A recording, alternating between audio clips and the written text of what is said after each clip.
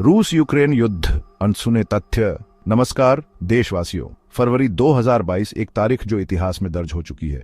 रूस और यूक्रेन, दो पड़ोसी देश, युद्ध की आग में जल उठे। पूरी दुनिया हैरान, स्तब्ध। मीडिया में सिर्फ एक ही सवाल, क्यों, कैसे? लेकिन दोस्तों, सच्चाई कहीं गहरे दफन है।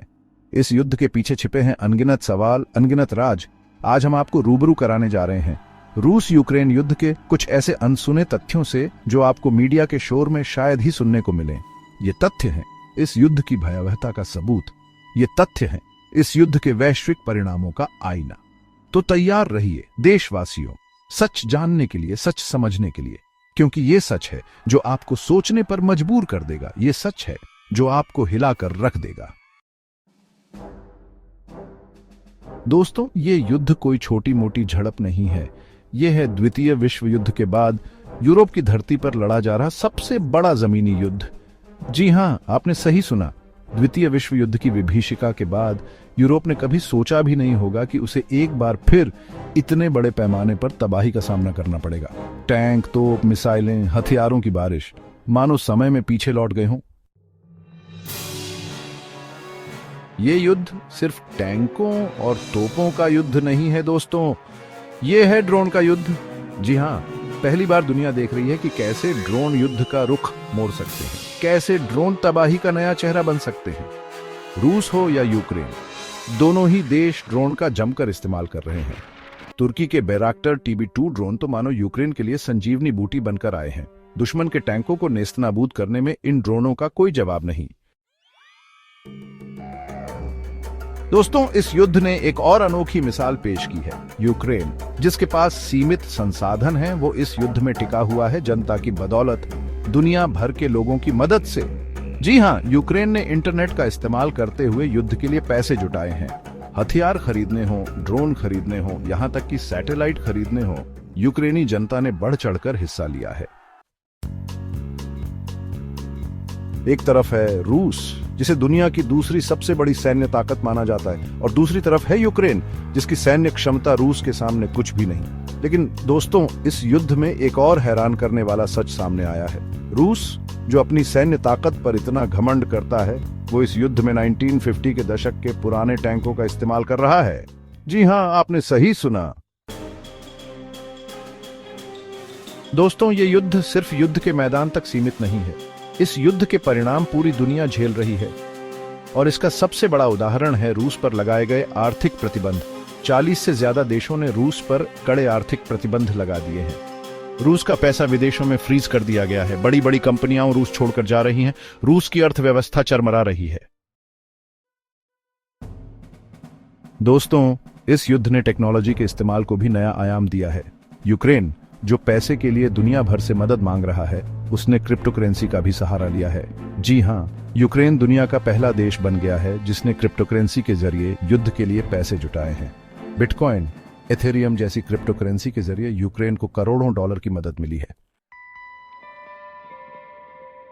दोस्तों, युद्ध का सबसे ज्यादा खामियाजा भुगतते हैं आम लोग, और रूस यूक्रेन युद्ध में भी यही हो रहा है। लाखों लोग बेघर हो चुके हैं। लाखों लोग देश छोड़कर भागने को मजबूर हैं। द्वितीय विश्व युद्ध के बाद यूरोप ने इतना बड़ा पलायन कभी नहीं देखा होगा। 10 लाख से ज्यादा यूक्रेनी नागरिक अपना घर बार छोड़कर भाग चुके हैं। दोस्तों, ये युद्ध सिर्फ रूस और यूक्रेन तक सीमित नहीं है। इस युद्ध का असर पूरी दुनिया की अर्थव्यवस्था पर पड़ रहा है, और इसका सबसे बड़ा उदाहरण है गेहूं। रूस और यूक्रेन, ये दोनों ही देश दुनिया के सबसे बड़े गेहूं निर्यातक देशों में से हैं। लेकिन युद्ध की वजह से गेहूं की सप्लाई चेन बुरी तरह प्रभावित हुई है। दोस्तों, ये युद्ध सिर्फ हथियारों का युद्ध नहीं है, ये है इंफॉर्मेशन वॉरफेयर का भी युद्ध। सोशल मीडिया और आर्टिफिशियल इंटेलिजेंस जैसी तकनीकों ने इस युद्ध को एक नया ही रूप दे दिया है। यूक्रेन ने सोशल मीडिया के जरिए दुनिया भर में अपना पक्ष रखा है, मदद की गुहार लगाई है। वहीं AI की मदद से रूसी सैनिकों की पहचान की जा रही है।